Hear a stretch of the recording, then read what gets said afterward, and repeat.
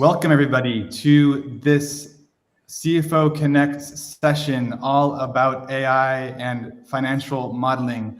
I'm here with Ian Schnoor, the king, I would say, of financial modeling. So super happy to have him again on CFO Connect. He's been with us a few times, so always happy to have you back, Ian. And we also have David, who's part of the FMI team. We just wanted you to say hello, David, because he'll be in the background answering any questions you have about FMI in the chat. So if you see David Moniz hanging around, that is your guy to speak to.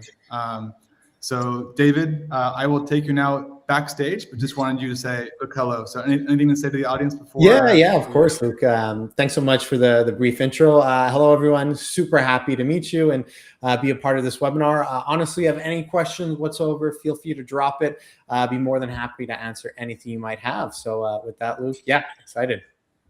Awesome. Thanks, David. See you later. Bye-bye. Great. So keep an eye out for David. He'll be on the chat.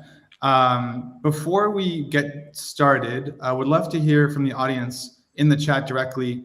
You know, have you been using AI in your financial modeling? Like a simple yes or no would just help us to get a sense of where people are in terms of experience, in terms of expertise in this. So I see Christoph, I see quite a lot of yeses. Also a few no's, so it looks like quite a mixed bag so far. So those who said no, you're in the right place. Ian is really gonna walk you through how to use AI in modeling and where the shortcomings are and where the opportunities are, in a sense. So it looks like 50-50 split. So that's already a good sense of where we're at with that.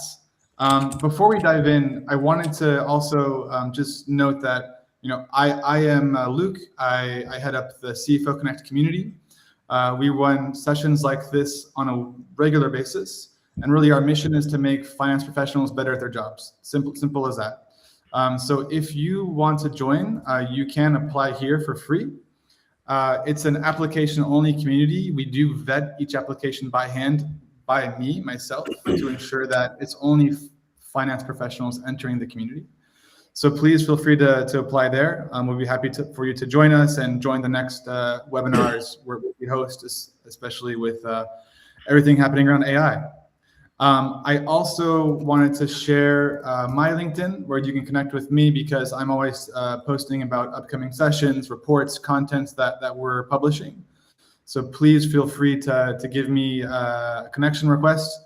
And I'll also share Ian's LinkedIn, because he's also sharing tons of stuff on the modeling front. Also, a few more things is that we do, in the resources section, have the financial model program handbook that you can check out. That's been so graciously given by FMI. So have a look in the resources section. And then last thing is that there will be a replay sent to you after this session, and there will be a special discount code for a program with FMI. I know that also David, he can share more about that information on the chat if you're curious to already check it out. There it is. Thank you, David. And this will also be shared, like, as I said, in the email with the replay session. And lastly, I promise this is my last thing, and then I'll hand it over to Ian, is that we will have a dedicated Q&A section at the end of this session. So please feel free to ask questions in the Q&A tab. If you see cool questions that you like, you can upvote them, and we will look at the most upvoted questions to answer those as a priority. So that's it from me. Ian, the floor is yours, and I'm looking forward to the session. Wow, fantastic, Luke. Thank you. I don't know if you could set me up for more failure than suggesting that I am a king here. I can't believe you didn't get like a crown in this platform. You just in AI to sit on my head. But I am not a king, but I do spend a lot of time in financial modeling, teaching financial modeling, running FMI, and I'm really excited to be back here, Luke. Thanks for having me back in. I'm super excited to be here with all of you. First of all, if you see me looking to my right, like I am right now, I've got a big screen. I can see the chat, the Q&A. I can see all of you and your names. So I'm thrilled to be back here for another It's been a little while, but I'm thrilled to be back here for another webinar with CFO Connect. Now, I always like to know exactly. Now, if you have not been with me in a webinar before, you're going to quickly discover I like to keep them interactive. Otherwise, I'm just listening to myself talk, which is not that much fun for me. So I like to keep it interactive. So I first want to know, I want to get you using this platform. I'm going to guess many of you have not used this platform. This is a special platform. Can you let me know where you are? I'd love to know. I'm here in chilly Toronto, Canada, where it's been freezing cold. I might have to join some of you move. I saw a couple of you added earlier where you were. I think some of you said, I saw someone say you were in Singapore, but I'd love to know where you are. So can you, oh, wow. Well, yeah, it's just flying in. We got Dilip in India, Pablo in Spain, Paris, France, Berlin, Luke, you're in Berlin, Dusseldorf, great. London, Caitlin. Look at that. Caitlin's last name is Mon. Is David, my colleague who was just here a moment ago is David. I wonder if you guys are related. We got more UK. We have France, Germany, Dubai. Tyler, hello in Dubai. Just looking, wow, where everyone is from. Incredible. All over the place. Oh, we've got someone in Concord, Massachusetts. Dennis, welcome. Charlotte in Malmo, Sweden. Very nice. Brooklyn. I can't even get to the bottom of this. Italy, Austria, South Dakota. I grew up just north of South Dakota, Samantha, believe it or not, in Manitoba, just a little north of you. I wonder how many of our European friends know the famous monument in South Dakota. I'm just clicking last. I'm going to be in London in a couple of weeks for the Global Excel Summit. Is anyone going to that? To the Global Excel Summit? From Luke is in South Africa. I always just love to know where everyone's joining from, and we're going to dive right in here. Is anyone else? Carlos, you're going to be in in London. If anyone's going to the Global Excel Summit in London in mid-May, I will be there. I'd love to say hello, and feel free to reach out to me. So what I want to do is now that we've kind of had a chance to say hello, and I know where you're at, I'm going to share my screen, and we're going to dive right in here. That is right, Sarah. I assume everyone can see this chat for everyone, but let's dive in here, guys. Let's talk about AI and financial modeling and what is going on in this world. I am going to do a quick intro and then show you some Excel and some models and what the heck AI is doing right now. First of all, a lot of you said that you have not been using AI. So Luke asked a question earlier if some of you had been trying AI agentically in modeling. In my webinar travels, most people have not been using it a lot yet. Some have, a lot have not. But I will tell you, don't feel bad. Literally, do not feel bad, because it all changed in February 2026, 2 months ago. That's it. Before February, the agentic capabilities, the modeling capabilities in spreadsheets were pretty lousy, right? You were not going to use them. But in February 5th, to be exact, is the date that it all changed, when AI capability radically improved and can actually start doing very, very impressive things. It changed modeling forever. So the question is this the go-to? Is this the future? Will AI build all my models? Well, let's talk about that here as we get in. So what do I want to cover? What I want to go through today? I'll do a quick introductions. I want to tell you a little bit about the current state of AI in financial modeling. I'm going to talk about some risks. So yes, it's an amazing new tool. I love using AI in a lot of different capacities, but you all know there's risk, a lot of different risks inherent in using AI. I'm going to show you two models that I generated very recently using AI agents in a spreadsheet, so you can see what it did and what the pluses and minuses are. And let's talk about the future of modeling skills if we have time. I always love showing great Excel tips and keyboard shortcuts. I might try and do that. And then I'm going to show you a really great question checklist. So very, very quickly, and as Luke has already mentioned, if you have comments, please toss them in the chat. I look over at the chat all the time. So if you have comments, questions, feel free to dive in, and I'm happy to look at them. Very, very quickly, who am I? I'm heading up the Financial Modeling Institute. We are the world's only financial modeling accreditation body. So think of FMI like the CPA body, in wherever you are in the world, ACCA or ICAW or CFA Institute. That's how we position ourselves as an accrediting body in financial modeling. My whole career has been in modeling. I was an investment banker. I started a training company called the Marquee Group, and I built up a team. We trained people in bankers in modeling all over the world.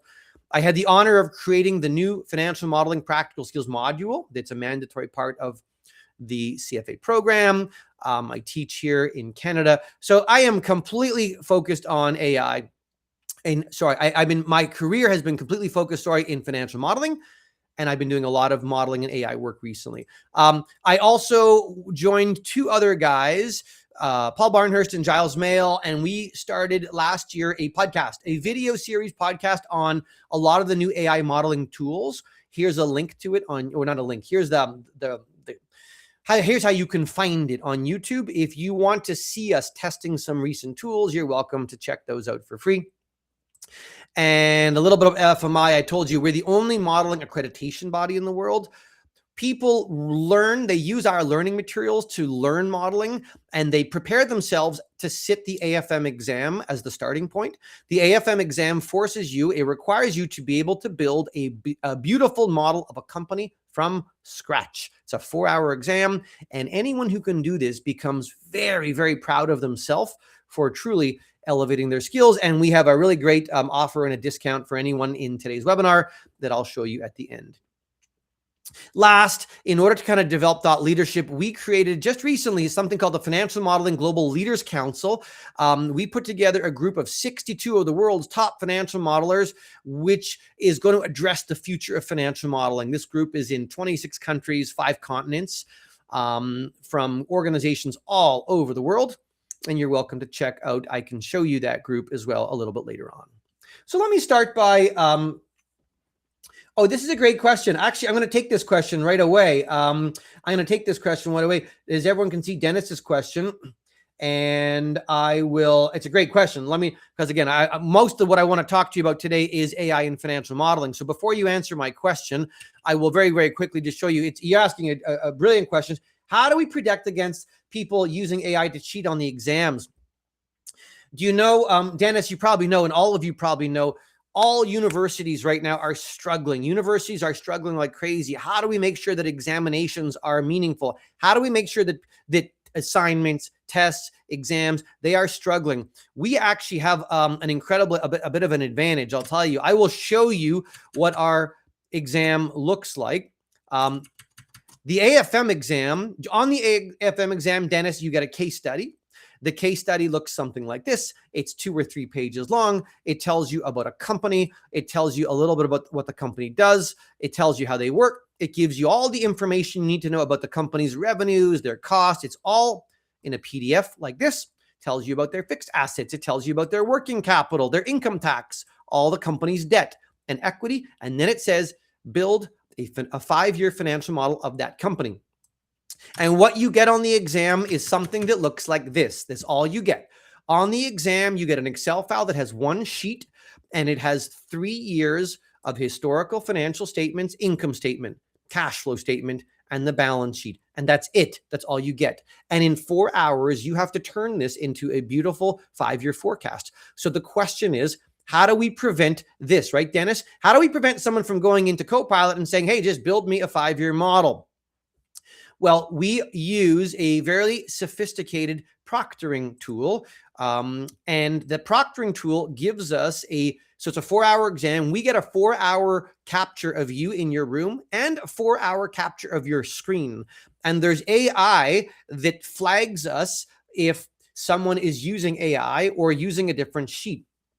And so we get a report, and we have a post-exam validation team, and they quickly review all the exam videos of people writing. It's very easy to see if someone has an AI box open and they're trying. It hasn't happened yet.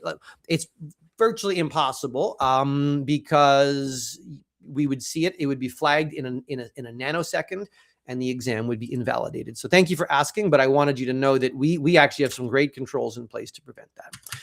So let's now take a look. I was going to show you that after anyway, so let's take a look then at what I was going to ask you. And the question I want to ask you is this. Can you use your thumbs up if you would, or you can use your thumbs up in the chat. Would you fly on an airplane with no pilot? I have a question. Luke, would you get on an airplane? Imagine you got on an airplane, and they said, hey, guys, what, Luke, there is no pilot on this plane. I'm seeing thumbs here. Greg says no, because robots do not fear death. We say yes, we say no. Oh, I love it. Femi says we got driverless cars. What about this? What if you went, let's say you went to the Lufthansa website, okay? You went to the Lufthansa website and you said, I got to book a flight from Lufthansa to from somewhere in Germany to Hong Kong, and you could buy a ticket for €1,000, or you could book it on a plane that was an AI plane with no pilot, and it was going to be €800. It was cheaper. Would you do that? Would you fly if it was cheaper on a plane with no pilot? I'm getting a lot of no's. I'm letting some yeses, some no's. But here's this, right? I love, is it Ray, R-E-I, Ray? I love your comment, Ray. That's what I was looking for. I'm sure you probably all know that most planes fly on autopilot already and have been doing so for a long time. There are obviously the pilots do actually have to do a little bit on takeoff and landing, but there is capability for that. And there's already talk of coming up with pilotless planes.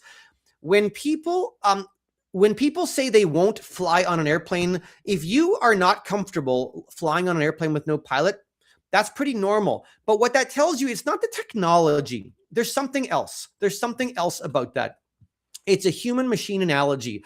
Modern airplanes have been capable of flying themselves for a long time, decades. But we still need 2 highly trained pilots on every cockpit. Why? Well, it's to manage the extreme cases, to manage the emergencies, but that's not the only reason. It's because autopilot is not a replacement for accountability. People trust people, and there's something about that. Humans trust humans. And listen, I love the fact that airplanes have great technology and AI and cruise control, but there's still something comforting about knowing that there's a human that I can look at the front of the plane and knowing that they are responsible. And I don't think that changes in a lot of the things we do. There have been a lot of doomsdayers writing articles and talking about the fact that we're all going to be unemployed in a few months, certainly within a year or two, because AI is going to do all our work. And I think what it misses is the human element. Now, you've heard that already. Now, where is AI helping us in modeling? Well, it is increasing speed. AI is building things fast. It can help us minimize human errors. It can definitely minimize some human errors. It can help standardize things. There's no doubt about that. Again, I'm a big fan. I'm enjoying using AI a lot.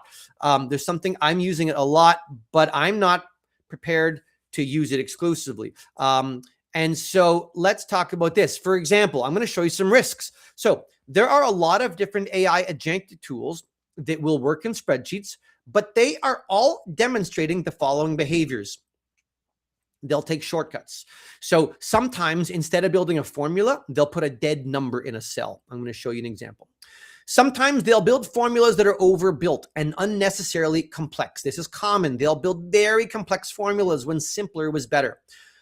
They will build formulas that are neither flexible nor dynamic, right? Sometimes AI will build a formula in Excel that has hard numbers in it, dead numbers. And it'll copy it 1,000 times with dead numbers, but the AI can replace them all instantly. You can't. So you have to be mindful of that.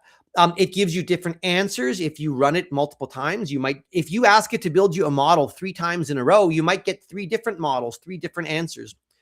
And they can be very, very confident. You probably know that as well. Let me show you an example. I'm going to show you an example of this, something that is overly and unnecessarily complex. You want to see here is something I want to show you. I'm looking over at the chat here, right? Yeah, I want to show you an unnecessarily complex option here. Let's take a look at this. This was an example of something that I was showing with my Mod Squad partners when we ran a podcast episode recently. Here's what we asked it to do. Here was the problem, okay? This was the exercise. This is an Excel exercise. It was to split text. Imagine it said the task was to look at the pairs of numbers in the cell below and add together the largest value and the second largest value. So look at all the digits in all the pairs in this. So there's 10, 1, 2, 3, 4, 5, 6, 7, 8, 9, 10 pairs of numbers. Add up the largest and the second. So I'm just going to eyeball it. The largest is 89, the large 89, and the second largest is 79. It's actually here twice. So I have to add the largest and the second largest in a formula. Okay. That's what the task is. Now imagine this stuff happens at people in their companies, this type of stuff all the time. Imagine you downloaded a file from your inventory system and you downloaded 1,000 rows that looked like this. Okay. 1,000 rows. They were all dead, all text. And you had to add up the largest and the smallest, or the largest and the second largest, whatever. Well, let me show you now a few different options. A simple, now I'm going to show you 3 options. And by the way, they all got the same answer. So look, this is a simple option. The answer is 168. You can see it, right? Adding up the biggest and the second biggest. I'm getting an answer here, 168. AI is going to give us an answer of 168. And I'm going to show you what I would have done as a simple answer to get 168. So what would a lot of people do? A lot of people would say, well, this is a string of text. Let's break that text into pieces, right? So what did I do here? I went to a formula and I said, let's split that text. Let's split this cell wherever you see a dash, okay? Wherever you see a dash, split it. This is a new dynamic array function. So it put these 10 numbers into separate cells. Great. And then I needed the value function in order to force it to realize that these are all numbers. Okay, well, now it's easy, right? Now I built a formula that said, take the largest number in this range, the largest, the max, and take the second largest. I used the large function, said, look at the range, take the second largest, and it gave me a 79, and then I just added them up. Very, very simple, right? Would you agree? Very easy. Do you know what AI did? We asked AI to do the exact same thing. You want to see what AI did? Here's how AI solved the problem. It built this. All right, Luke, you like that one? You good with that, Luke? You happy to show that one to your boss, right? Anyone who here wants to explain this to me right now? I got to tell you, AI surprised us when we were in the middle of a live podcast, and the 3 of us, all of which on the podcast have very strong Excel skills, and we were like, hang on a second. Can we pause this recording? What? Oh my God is going on here? How many of you want to explain this to your boss? Well, can I help you out? And I see a bunch of smiley face. Yeah, I agree with you. So first of all, there's 2 pieces to this formula. This is the first piece. This is generating the largest value up to here, the maximum. And then this one is getting us the second largest. So there's 2 pieces. It's adding up the largest and the second largest. Great. But look what it's doing. It's putting a substitute inside a len, a double len inside an indirect inside a row. The row is inside a substitute. The substitute is part of a mid. It's trimming off some space, turning it into a value, and taking the largest. The largest. Here's the large with the number 1, saying the number 1 largest. It's insane, right? It is wild. And again, we still don't know. Why is it putting in these hard numbers? Why did it put in a dead 199, 199? Like, it's not clear. So you're going to hear me say throughout this webinar now, I actually think people modeling skills have to get better. I think your Excel skills now that AI is here, I believe your Excel skills and your modeling skills will have to get better. Now, you're not going to be building models in the same way, but you're going to need to know how to understand and interpret things like this. Now, by the way, I tried to do it in one simple step as well. Look what I did in one simple cell. I did this.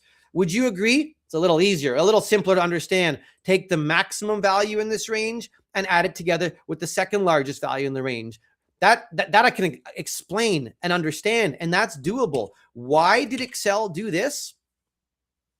Your guess is as good as mine. But the point is, that's what we're seeing. That's what's happening. And so we need to be mindful that you're going to have to explain and understand things that may not be the way that a human brain would think. Now, let's take a look at a few models here. Let's take a look at a few models that were built using AI. Okay, I want to spend about 10 minutes showing you some models built with AI, and I want you to see what they do. Our question, am I afraid that it will be dramatically better soon? Yeah, it's getting better all the time, right? So, Ray, it's getting better all the time. I'm excited about that. I'm excited that it's getting better. However, I guess my main point, Ray, is this. My main point is still this. I still believe, Ray, that your boss, if your boss asks you to build a model, or maybe you are the boss, and if you're the boss and you're asking your team to build a model, I still believe that you're going to want to speak to another person and saying, hey, do you understand it? Can you explain it to me? Or if you're the person building the model, I believe that you're going to have to explain as if you built it yourself. So you'll save time in the build process, but you're going to have to check it, audit it, challenge it, design it, structure it, and make sure that you are as confident with it as if you had built it yourself. And that takes time. That does take time to kind of get that same level of confidence. In the same reason that a lot of people will never be comfortable flying on an airplane with no pilot, because there's a trust element. There's a of wanting to make sure that there's another human involved. And that's just how we are wired. So no, I'm happy that they're getting better and better.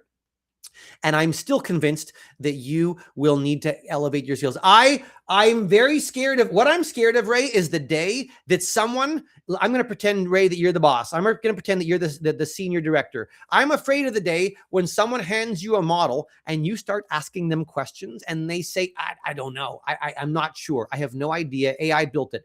Let's ask AI. That's not going to be a good day for the members of your team if they cannot explain it to you properly. So let's take a look here. Yeah, so Lucas is saying, as it gets better and better, you also, right, but harder to spot. Agree with you, right, Lucas? And that's why I think we have to elevate our own skills to keep up with what it's doing. And I'm going to try and show you a couple things in today's webinar that will help you. So let's take a look one more time at an example. Okay, so first of all, remember I showed you already an example of a case for the AFM exam. On the AFM exam, we give people a case study. It might look like this. We tell everybody everything you need to know about the company, its sales, the industry, its costs. Every exam is different. Every exam we ever give is it's always a real company, a public company. We change the name and we make a case study.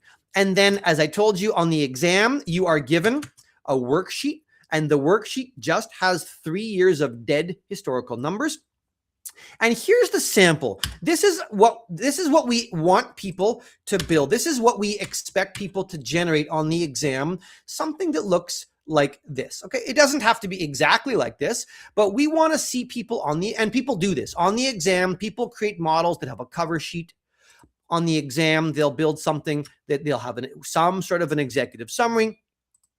We want people to learn. And so your process, the AFM journey, you're learning to build all these pieces. You're learning to build a strong, beautiful assumption page. You're learning how to build a dynamic scenario page so you can change it from a base, best, and a worse. And then on the exam, people build up nice pieces, all nice schedules, a revenue forecast into the future, a cost forecast, right? All the cost of goods sold. Here's the 5-year forecast for the income statement, the cash flow statement forecast, the balance sheet forecast, etc. You get the idea, right? Here's the depreciation forecast.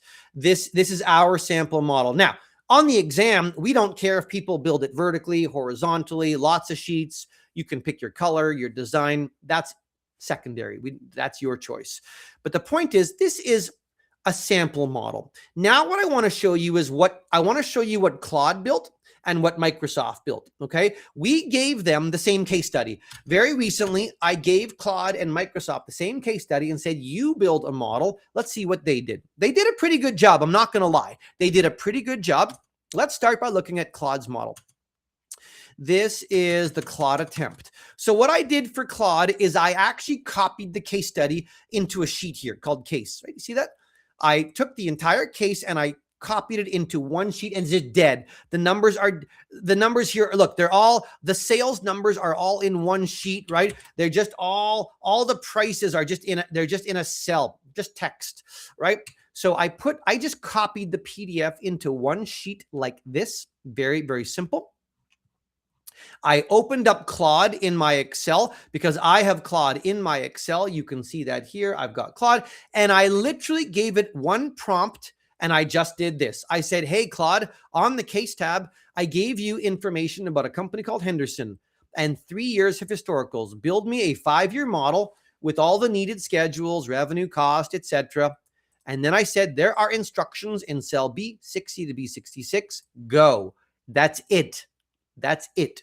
And then it started thinking. And it said, okay, I'm going to start. This is all Claude. It said, I'll start by reading the data. I'm reading, and I was watching it. I was pretty amazed. I was watching, and I'm not going to stop here, but it was doing this. It was spitting out, this is what I'm thinking. It said, this is what I'm thinking about doing, right? It said, I'm thinking about building the model with this and this. And it said, are you okay? Shall I proceed or should I make changes? And I said, please proceed.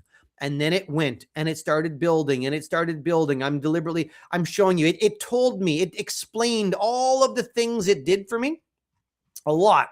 It said, this is what I did. And it showed me the formulas. I'm just showing you, is a lot. And it told me all of what it did. And then it said, I'm done. It took about 15 minutes. That's it. It took 15 minutes and it generated this. So here's the assumption page Claude made from scratch. Okay. It built an assumption page. It has a switch. It built a bit of a switch. It built some cases. Here's an example, though, where it did something simple. It calculated a historical sales volume number, but it didn't put that as a formula. It just stuck that in as a dead number. So I need to be aware of that.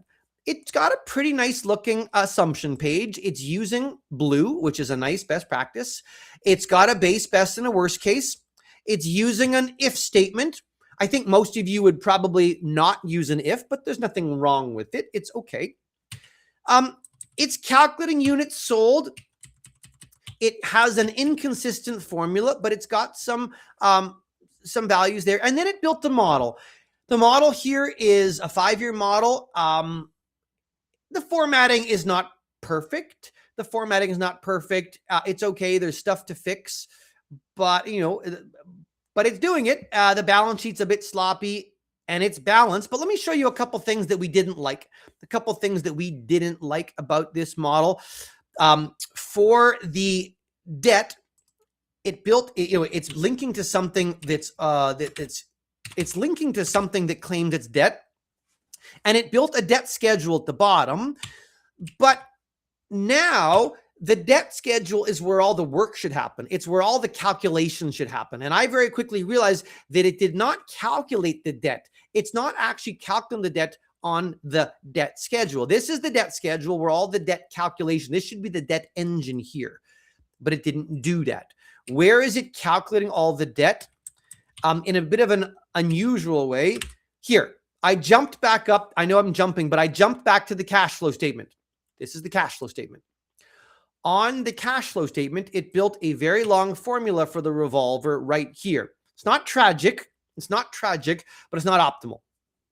It's not ideal. It's not optimal. What I would have liked is to have that broken out step by step in a lot of little pieces to understand it. My point is this: Claude has done a good job, not a perfect job, of a good job. There are a bunch of little errors. There's a bunch of little mistakes in here, but it's a great start. But if I don't know anything about models, I'm going to have a very, very hard time improving it, checking it. And so what I would do is I would go through this model, I would check it, I would review it, and I would iterate. And it might take me an hour or 2 hours to iterate until it was exactly the way I wanted. And that's been a classic telltale sign so far. It does a good job, but not perfect. And you're going to have to check it very carefully to make sure that you like it. Let's see what Microsoft did. Let's see what Microsoft did in Copilot. It did this. The Microsoft one did this. Let me see here to make it. Yeah.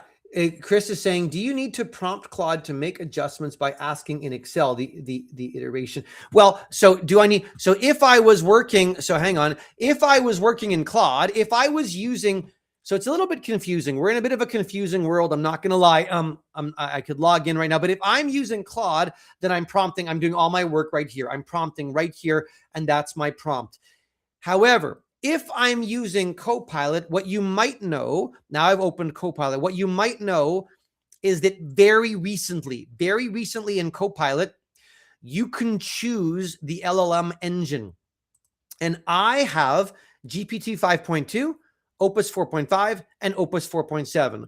So I can pick one of these agents, or I can say auto and let it decide what it thinks is best.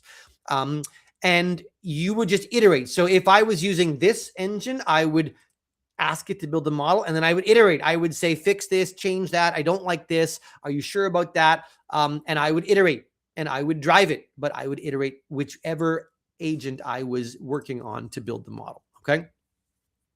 Let me show you the Microsoft model. Let me show you the Microsoft model. I'm trying to keep my eye here on the chat. A lot of chatting, which is awesome. What I do like, I've got Albin ask a great question, is do I use Claude skills for modeling, and does FMI have any to share? So I got to tell you, Albin, if I understand your question, here's the thing. I have not yet encountered any specific skills that I need in Claude to run Claude. That's why I showed you what I prompted. I literally, when I got Copilot or Claude to build a model, I just did this. I just said, hey, take the historicals and build me a financial model. Use the assumptions. If I didn't have it, you could either typed in the assumptions or give it assumptions. I told it the assumptions. So I needed to know the assumptions. And I said, build me a model. And now my job is to go in and make sure it's fixed and iterated the way I want it. Let's see what Microsoft did. Microsoft also, I gave it the data here. I could have uploaded the PDF, but I didn't. I copied in the assumptions here. Microsoft made me, Copilot made me an executive summary. It made me an executive summary, but Copilot did not have a scenario. This is what Copilot did. Look for the scenarios. It gave me a base case. It gave me a best case and a worst case, but there's no live case. There's no switching. This model does not have a switching mechanism. So what did it do? You're not going to like this. You're not going to like this. It ran the model under, and it's showing me cumulative revenue and cumulative EBITDA. But in order to get a best case, look what it did here, guys. It just took the base case and it put a hard-coded value. It grew it by 1.35. And the worst case, it just multiplied by 0.65. That is not going to work well if you do that. You all know that, if you hand it in that way. Here are values that have here are formulas that have hard-coded values in them. Why is it taking a maximum value of something minus 30, right? This is setting yourself up for everything. And yeah, prompting, I guess. Prompting, I like what Lars, prompting is everything, but the prompting is prompting what you, I guess, already know. Like, it's hard to prompt, right? Lars, would you agree? It's hard to prompt if you don't know what you're looking for. If I just say, build me a model, but I don't know what a model means or what it is or how to get a good one, how do I prompt and iterate? The prompt and the iterates needs to be me showing my skill and saying, no, I don't like the way you did that way. Let's improve this, right? It's like talking to your partner. So this is what Microsoft did. Microsoft Copilot built some assumptions. It's fine. It has a switch, but it's not doing anything. That switch is not actually doing anything. Right? So it's okay. It's a start. The model's here, but watch this. In the Microsoft model, it built me a 5-year forecast. It's done some things like let's put some dead numbers in. It's building some formulas right on the cash flow statement that I don't like. It's got, some incorrect. There's a lot of things that are not optimal. A lot of formulas that are not ideal in this. And then the biggest thing, right, is watches this. It's not balanced. It's not balanced. The balance sheet's off by 0.3 and then 0.69, 1.2. Look at that. You see the balance sheet is off. Now, for those of you who've built models before, you probably know that often the starting point to check is debt or cash. Now, by coincidence, look at this. By coincidence, I'm off by 0.3. The company had cash of 0.3, which dropped to 0. And that made me wonder whether that was the cause of the error. But you know what I did, Lars? I went to Copilot and I said, hey, Copilot, the balance sheet's not balanced. I can't find it. Can you balance it? I said to Copilot, can you balance the balance sheet properly? Can you find the error? And you know what it did? It said, okay, I got this. It said, I went in, it checked it, and it started checking. And eventually it came back and said, I can't find it. I can't find it. And then you know what it did? It said, it's good enough. You don't really need it balanced, do you? It tried to convince me that this was fine. It basically said, take it to your boss. Good enough, right? Are you kidding? I said, are you kidding me? You're going to get me in trouble here. It was trying to convince me to hand this in with an unbalanced balance sheet. I said, Copilot, maybe your boss is okay with an unbalanced balance sheet, but I don't think my boss is going to be fine. We got in a fight. We were arguing with each other. I said, what are you talking about? Making me hand in an unbalanced balance sheet, right? So, so that was a bit of a struggle that I had here with, with my Copilot. Now, what was the, what was the actual error? And by the way, let me show you some of the schedules here. So these are the supporting schedules, guys. Look at this. The revenue forecast is here. It's okay. It's okay. You know, the coloring is not. I would need, right, Lars, to go back and say, well, you didn't use industry standard color coding. The formulas are a little bit inconsistent, and it's okay. There's some dead numbers here. Look, there's just a dead number. It's not coming from anywhere. I still have a lot of iterating and checking to do.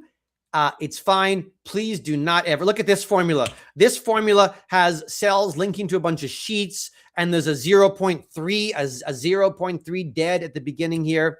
It's not perfect, not by any stretch. Do you know why it's off? It took me a while to find it. I was thrown off. I was thrown off because there's 0.3 on the balance sheet in cash, and I thought that it was maybe neglecting to include that in the revolver or something. Well, it turns out that the error was right in front of my eyes, and it took me a while to find it because I was thrown off by this 0.3, which is actually different than why the model's now balancing. You know why it's not balancing? It took me a while to find it, but it was pretty simple, is because there's a row on the balance sheet called other long-term assets, other long-term assets. And what typically people do when you have other assets or liabilities, you either treat them as a change, and then you've got to pick up the change somewhere else in the model, or very commonly people just flatline them. If it's an other line, very often you keep it constant. Well, look what Claude did. Look what my Copilot did. Copilot, in the first year, it kept the other long-term assets the same, and then it chose to elevate it and escalate it at some growth rate. And it did this. It escalated an asset, but when I look at where this goes, doesn't go anywhere. It's not being picked up. There's a change in an asset, and there's no corresponding change on the cash flow statement. There's no cash outflow to show that. So of course the assets are going up, but there was no corresponding offset to the to another asset or to the liabilities and equities. And so of course, watch if I did this. If we had just kept this other row constant every year, which is normal, then the balance sheet would have balanced. Copilot couldn't find that. And so I had to find it. And so I want you to see that, because your modeling skills are still going to come in handy and be required. So let me stop here for a moment and kind of, I'm going to stop. No, sorry, not the share. I'm going to go back, to my screen, because I want to do a few more comments. I want to show you a few ideas, and then we'll leave about 5 minutes for questions at the end. And I've got this, Dilip saying, might be time to learn on, I put out a video. I don't know if we can post this video here, or we can send it to you, maybe Luke, to share. I put out a video series a year and a half ago on the top 10 reasons why balance sheets don't balance. There's only 10 reasons. There are only 10 reasons why balance sheets don't balance ever. And agents will make those mistakes. And if you want to know the only 10 reasons, but I called it the top 10 why balance sheets don't balance, maybe we'll send you a link. David, I don't know if you have it to, I don't know if you've got David, it might be in one of the notes files of a prior webinar we've done. At the top, I sometimes have a link to it. You can share it, or we can give it to Luke to include after. But yeah, if you want to know how to check a balance sheet, there are only 10 reasons why a balance sheet might, and this reason was one of them, one of the classic reasons, to make sure that if there's a change on a balance sheet, that there's got to be a corresponding change somewhere else, likely on the cash flow. Copilot missed that. So let me wrap up with my comments on a few comments here. So do we still need modeling skills? Well, what I've tried to convey to you today is, do you still need modeling skills? Yeah, I think modeling skills may be more important than ever. Modeling is about the journey, not just the destination. Okay. It's so important to recognize that modeling is about the journey. So a couple of you asked earlier, well, what about when AI gets really, really good? Great. But modeling is about the process of learning. So your role will shift. You will do less building and you'll spend more time planning, being architect, reviewing, communicating, but you still need to understand it as well as if you built it yourself. You'll spend more time on higher value added tasks, less time fighting with formulas, more time thinking about the presentation, the delivery, the assumptions.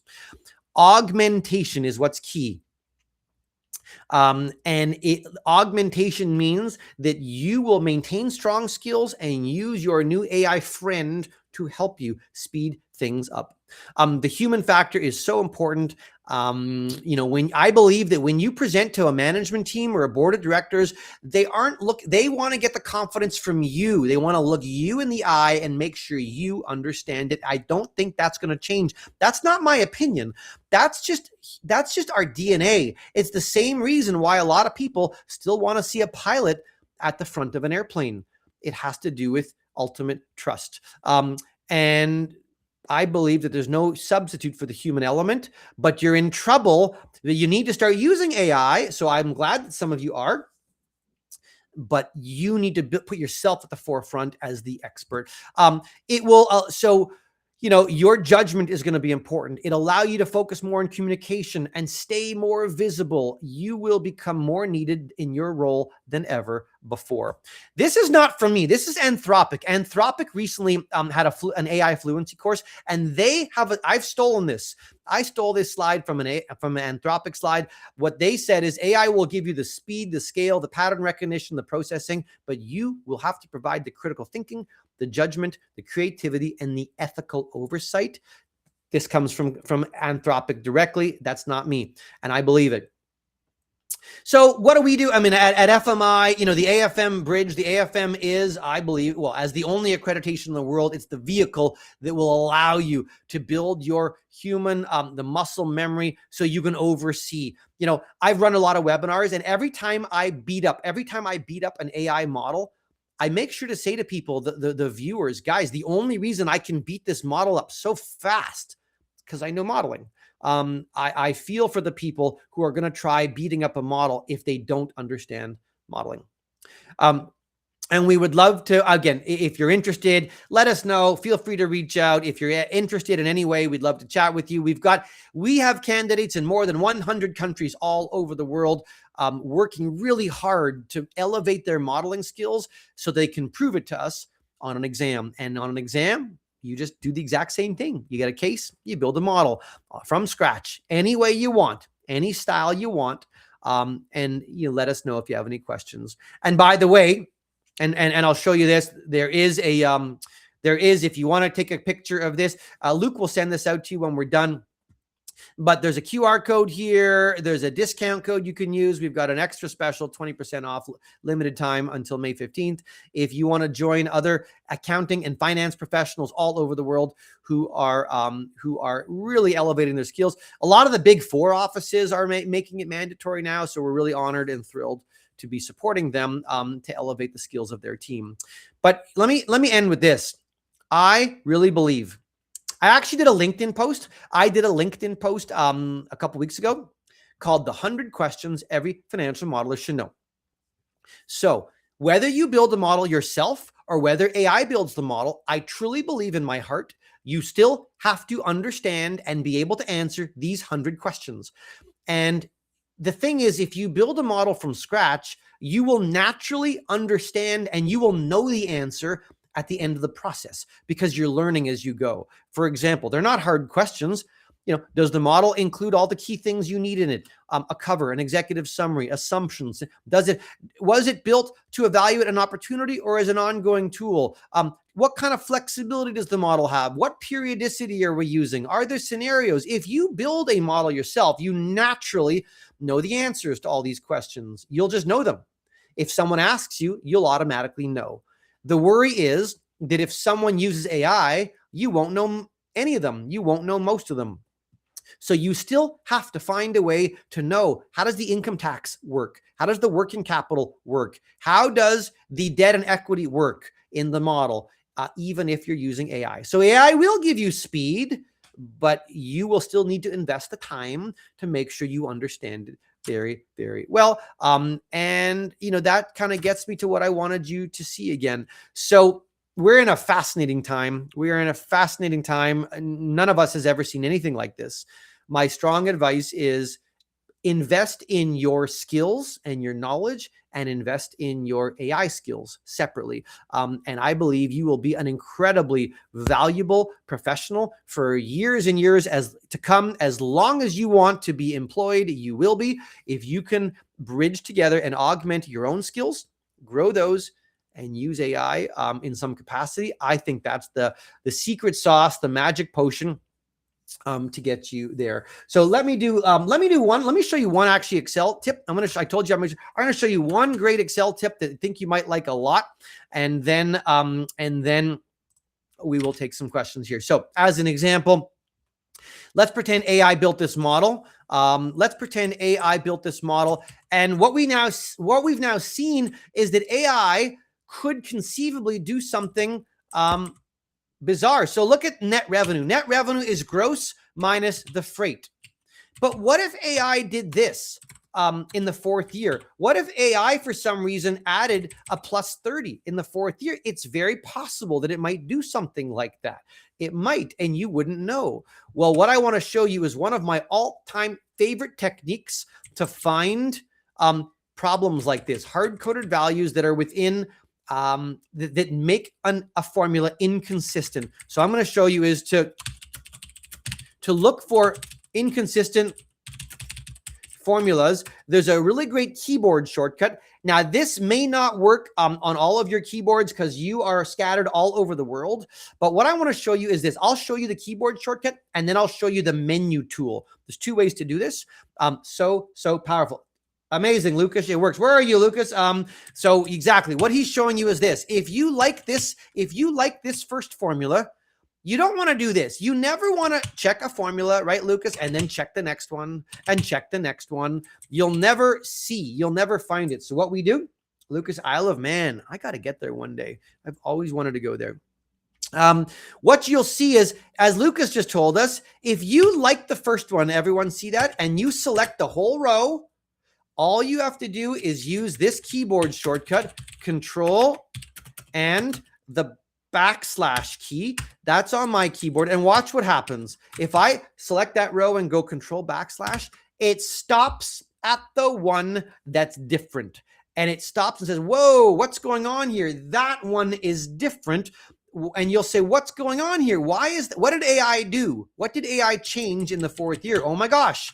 It put a dead number in the fourth cell. So again, select the whole row and Control backslash. Give me a thumbs up if that's working, or who's going to try that. Let me know who is going to try that one on your keyboard when you get back to your desk. Give me a thumbs up if you're going to try that. I hope you do good. Lots of thumbs. And if it doesn't work, good. Whoa, it's like a stampede here, Luke. We got a stampede of thumbs. I love that. Now, what if it doesn't work? Okay.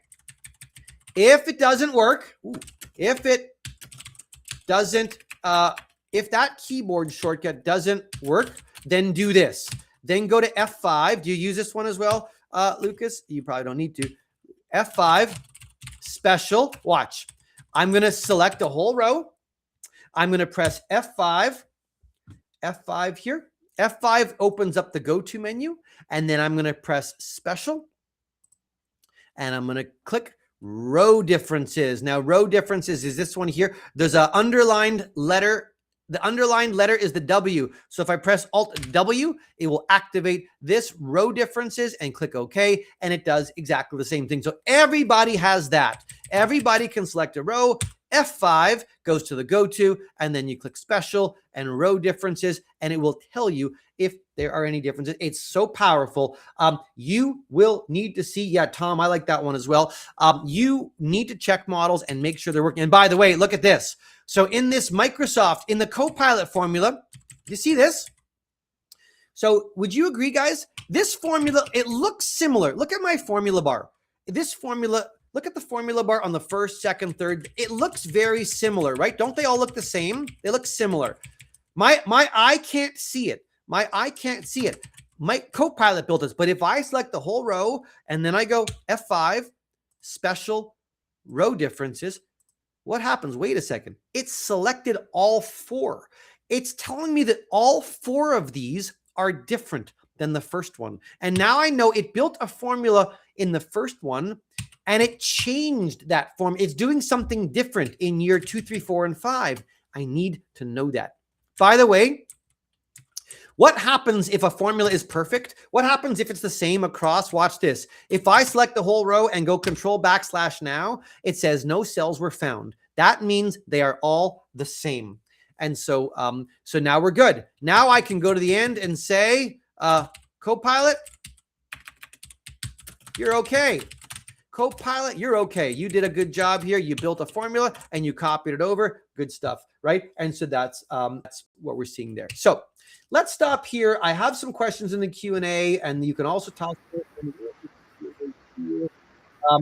So what do you think? Yeah, no, Ian, thanks so much for that. I know that we're a bit at time, so let's try to do rapid fire questions. Sure, rapid I fire. know that, so Christoph, which has the most upvoted question, you already touched on it in the beginning of the session, but what do you think about modeling outside of Excel? Anything else you want to expand on that question? Great, love it. So this is the one. Yeah, I mean, there's a lot. It's daunting, right, Christoph? It's overwhelming these days. There are so many tools. People are now expected to be strong in Excel, in Power Query, in Power BI, in Power Pivot, in Python, right? In VBA. It's a lot. For forecasting, for financial modeling, that is a forecast for a project or a company. I mean, I work with a lot of Python people. Python wouldn't typically be used for a forecast like what I'm showing you. Python tends to be used more for big data models. And so, I mean, use the right tool. All I would say is, yeah, if use the right tool for the right problem you have. Typically, when you have a forecast model, people want to see it. They want to play with it. So Excel will likely be the tool used. But if you've got 1 million rows of raw data and you want to generate some data models, some stats models, by all means, Python is going to be better than Excel. So you kind of want to think through what's the best tool for the problem you're trying to solve. Cool. What about next? I know that I think Tyler kind of asked the same question, so you can skip that one. There's one from Ray I think was quite interesting about the performance of the different LLMs, and if you've seen any differences in the outputs and the quality of the performance. Right. So I'm nervous answering the question, right, Luke, because it's changing every day, every week, every month. It's changing. To date, so on the podcast, on the Mod Squad podcast, the YouTube, the video series that we were doing, we've been testing a lot of tools. To date, Claude, Opus 4.6 to date of all the tools we tested had been the strongest, but it's changing all the time. And I'm sure they're all catching up. And I know they're all working frantically to get better. So what I tell you today is probably going to be irrelevant in a week and a month. I would just say, keep testing, keep trying. And this is part of the frustration, right? We're all learning that it's not enough to have one agent. You have to have multiple agents because you got to try them. You want to know the other thing that's a bit frustrating? I think this might have been Tyler's question as well a little bit, is you all see that I've got Claude here as an agent built right into my Excel. Copilot lets me build models by using, what happened to, whoa, oh, here we go. I thought it took it away. I thought it noticed I was doing this for a second. Then it said, forget it. We're taking it back. We don't like you talking about us. So I could pick. Now, I could use Opus 4.7 within Copilot, and I could use Opus 4.7 in the Claude app directly, and I could get different answers. I don't know which one is going to be best at this point. So what it means is we have to iterate. We always have to try different things because we're never sure which one's going to be the great. And when Copilot says it's going to automatically choose for me, can I trust that? Is that true? Did it end up using GPT, but Opus would have been the better option? I don't know. So I know a lot of AI users that are spending a lot of time doing the same thing over and over again to make sure that they've picked the best tool for that application? I wish I had a better answer, but right now that's what we're all doing. Do we have time for one more before we end? Yes, I think I like the question from Dennis Morgan, actually, saying, if today's modeling is somewhat marginal use case for AI, are there any actually surefire, really cool use cases in Excel with AI that work today? Yeah, check out, you should check out one of our podcast episodes, because in the podcast episodes of the Mod Squad, we test it doing lots of things. And I will tell you that to date, AI tools have been better when you give it some structure. If you give it a bit of a template or some structure, they are performing a little better than in my case when I just said, yeah, just build it. Here's a blank. When you give it a blank spreadsheet and say go, there's a lot more variability that way. When you give it a bit of guidance and guardrails, it does better. Still not perfect, and you still have to make sure that you're checking. And yeah, like Kimberly's question is, how does it work to evaluate a model? Well, how does it work to evaluate a model? It could find errors. It does find errors, but it's not guaranteed going to find all the errors.